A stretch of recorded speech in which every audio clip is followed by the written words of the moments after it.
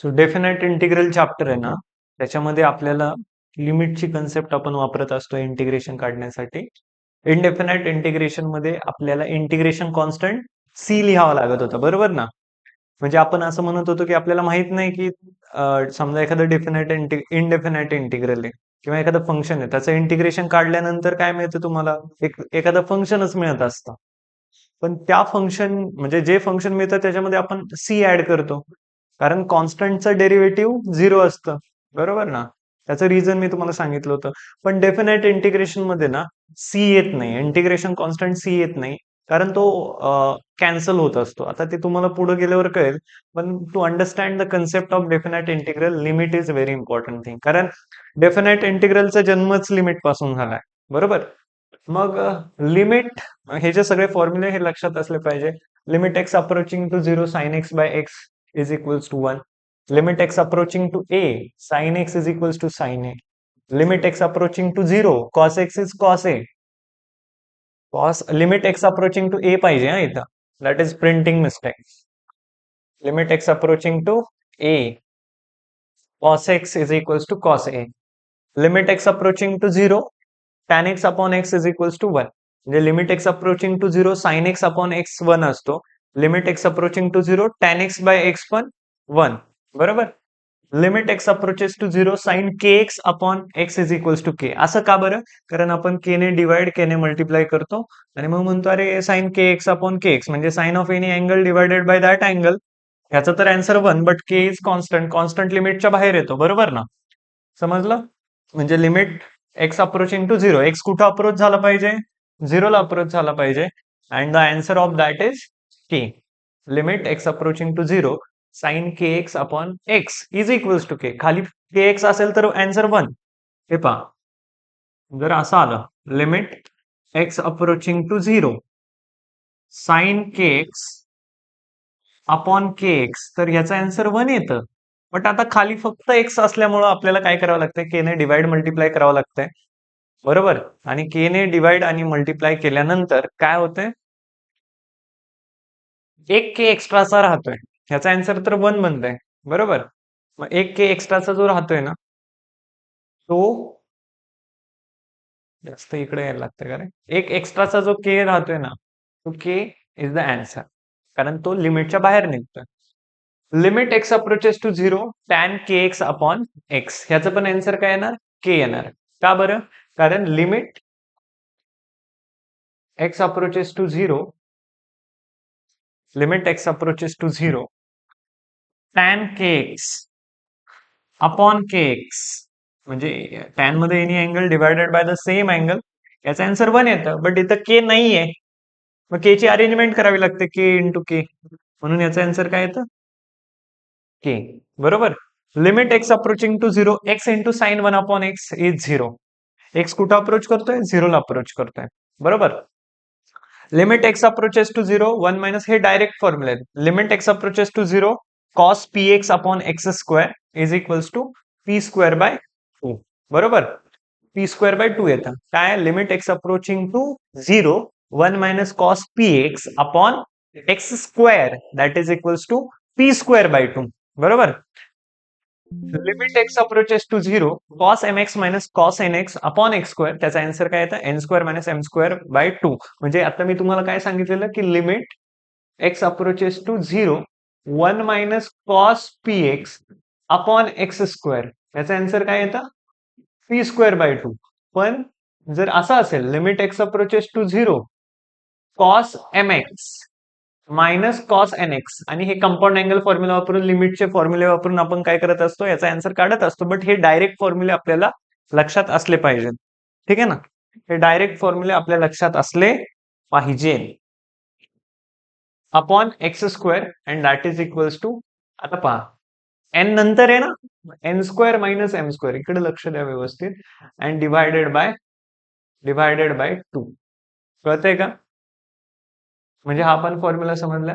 Limit x approaching to zero a raise to the power x minus 1 upon x is equals to log a, for a is positive, बरोबर ना? त्याचा direct answer काय ना? Log a. X कुठं approach करतोय? झिरोला.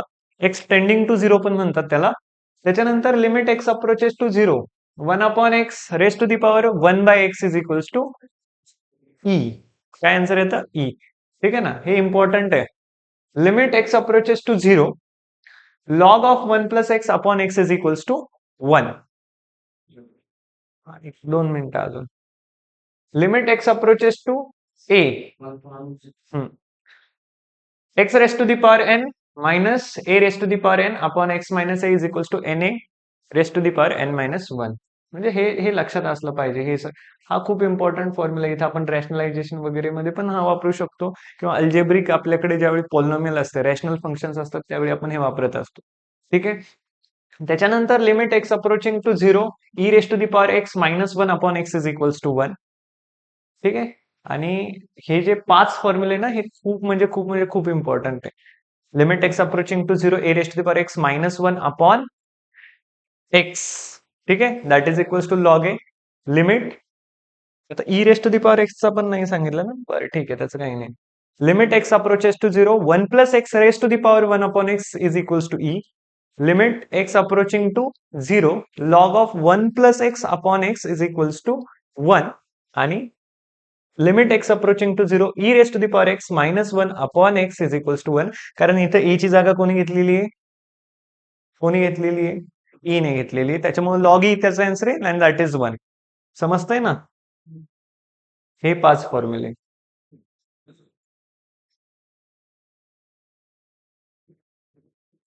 Limit x approaching to 0, a raise to the power x minus 1 upon x is equals to log a. त्याच्यानंतरचा दुसरा, limit x approaching to 0, e raise to the power x minus 1 upon x is equals to log e. बरोबर ना? But log e is 1. बरोबर ना? And hence answer is 1. त्याच्यानंतर limit x approaching to 0, 1 plus x raise to the power 1 by x is equals to e. याचा direct answer e is the Napier's constant. आणि limit x approaching to 0, log of 1 plus x upon x that is equals to 1. ह्याचं पण answer काय येतं? 1. अजून कोणता राहिलाय का एखादा? Important integrals, sorry, important limits पैकी हा झालाय. हा येस, हा पण झालाय. आणि सगळ्यात महत्वाचा जो अल्जेब्रामध्ये आपण जास्तीत जास्त वापरत असतो, अल्जेब्रिक फंक्शन्स किंवा रॅशनल अल्जेब्रिक फंक्शन्स आपल्याकडे असतात त्यावेळी, that is limit x approaching to a, x raise to the power n minus a raise to the power n upon x minus a. याचा आन्सर एक डेरिव्हेटिव्ह सारखं येतं, n a raise to the power n minus 1. ठीक आहे ना? तिथं तुमचा ए कसा असला पाहिजे? A should be positive, but negative साठी सुद्धा ते ट्रू असतं कधी कधी. So that should be understood. त्याच्यानंतर हे limit which is x approaching to infinity जर असेल तर 1 अपॉन इन्फिनिटी 0 असतं. म्हणून limit x approaching to 0, limit x approaching to 0, sorry, x approaching to infinity 1 upon x is equals to 0. कारण 1 upon anything upon इन्फिनिटीचा अर्थ काय होतो? की एक, समजा एक चॉकलेट आहे आणि इन्फानाइट लोक आहे, तर ती एकेकाला वाटायची म्हणल्यावर एक 0 चॉकलेट वाटायला लागेल. कळतंय का तुम्हाला? एक चॉकलेट इन्फानाइट लोक आहे त्यांना वाटायची, म्हणजे एकाला एक 0च्या खूप अप्रोचिंग नंबर इतकी चॉकलेट जाईल, आणि दॅट इज काउंटलेस. म्हणजे आपण म्हणू की that answer limit x approaching to infinity 1 upon x is equals to 0, limit x approaches to 0, k upon x ची पॉवर पी. एक्स तर इन्फिनिटीला अप्रोच करतोय, तर इन्फिनिटीची एनी पॉवर पी पॉझिटिव्ह असला पाहिजे. इन्फिनिटीची पॉवर पॉझिटिव्ह असेल आणि तो डिनॉमिनेटरला असेल तर त्याचाही आन्सर 0. कारण इन्फिनिटी इंटू इन्फिनिटी नाहीये, किंवा मोठा इन्फिनिटी नाहीये. Infinity is consider to be, म्हणून तुम्ही जे म्हणता ना इनडिटर्मिनेट फॉर्म, 7 इनडिटर्मिनेट फॉर्म, त्यांचे इंटिग्रल काढत असताना आपण वेगवेगळ्या टेक्निक्स वापरतो. आठवतंय का? 7 इनडिटर्मिनेट फॉर्म माहितीये, 0 इंटू इन्फिनिटी, ठीक आहे, इन्फिनिटी अपॉन इन्फिनिटी, 0 अपॉन 0, बरोबर, infinity raise to the power 0, 0 raise to the power infinity. ठीक आहे.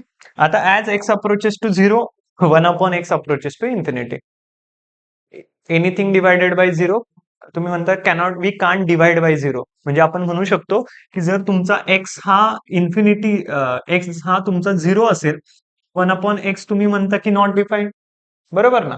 पण मी आता म्हणेल 1/x is approaching to infinity. का बरं, असं का? कारण जर झिरोने एखाद्या नंबरला डिवाइड केलं तर नॉट डिफाईन मीन्स इन्फिनिटी आपल्याला आन्सर येतं. याचा अर्थ काय की झिरो चॉकलेट जी आहे, किंवा आपण असं म्हणू शकतो की एक चॉकलेट 0 लोकांना वाटायची, means that is not a logic, but still you have to understand that the reciprocal of zero is infinity.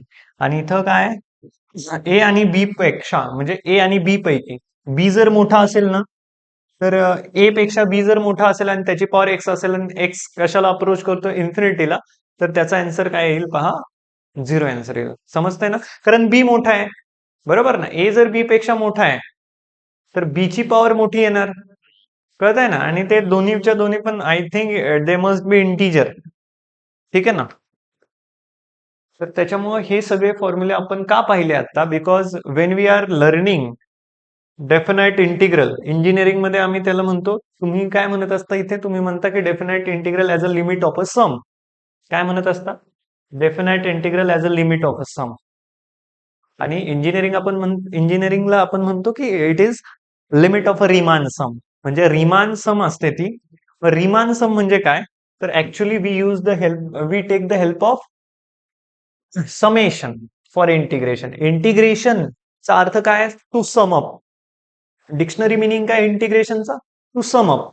पण ज्यावेळी तुमच्याकडे डिस्क्रीट व्हॅल्यू असतात, त्यांना तुम्हाला ऍड करायचं असतं ना, तर त्यावेळी तुम्ही सम कशी करत असता, समेशनचं साइन वापरून. पण तुमच्याकडे जर खूप मोठा डाटा आहे, कंटिन्युअस डाटा आहे, for that you have to use integration. मग तुम्ही असं म्हणत असता, integration of a to b, integration from a to b f of x d x. Indefinite मध्ये तर फक्त इंटिग्रेशन देत होतं साइन, कळत आहे ना. इंडेफिनाइट मध्ये तुम्ही इंटिग्रेशनचं साइन देत होता फक्त. आता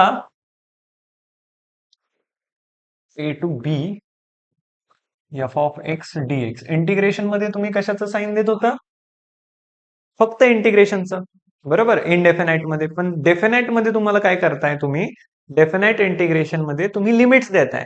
and in that this is called as, हे असतं definite integral. A is called as lower limit, काय म्हणतो आपण त्याला, lower limit. And b is called as, दिसतंय का तुम्हाला, b is called as upper limit of integration. हा हा, lower limit and upper limit of a integration, ठीक आहे ना. म्हणजे हे जे integral from a to b f of x d x आहे तुमचा, हा हा लिमिट मध्ये तुम्ही एक्सप्रेस करू शकता. With the help of limit you can give the answer of this definite integration, and that is called as definite integral as a limit of a sum. Definite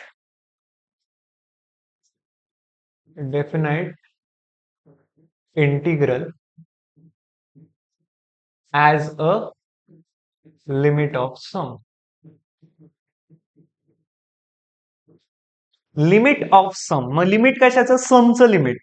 मग सम म्हणजे काय, समेशनचं साइन वापरून तुम्ही एक सम घेणार आहे, आणि त्याचा जॉमेट्रिकल मिनिंग पण मी तुम्हाला सांगेल. बट बिफोर दॅट तुम्ही हा फॉर्म्युला लक्षात ठेवा की f of x d x, integration from a to b, म्हणजे ए छोटा असणार आहे आणि बी कसा असणार आहे, मोठा असणार आहे.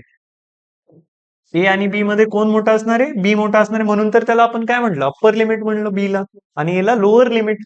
तर definite integral as a limit of sum म्हणजे काय, हे आहे डेफिनाइट इंटिग्रल. आणि ह्याला आपण इक्वल्स टू लिहू शकतो limit of sum, and that sum is called as Riemann sum. या समला तुमच्या टेक्स्टबुक मध्ये तर नाही म्हणलेलं, but I will tell you, in engineering we call that sum as Riemann some.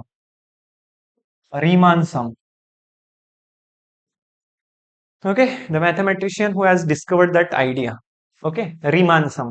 So that is limit n approaches to infinity, summation r running from 1 to n, f of a plus rh into h. What is h? Where that h is the width of that particular rectangular strip.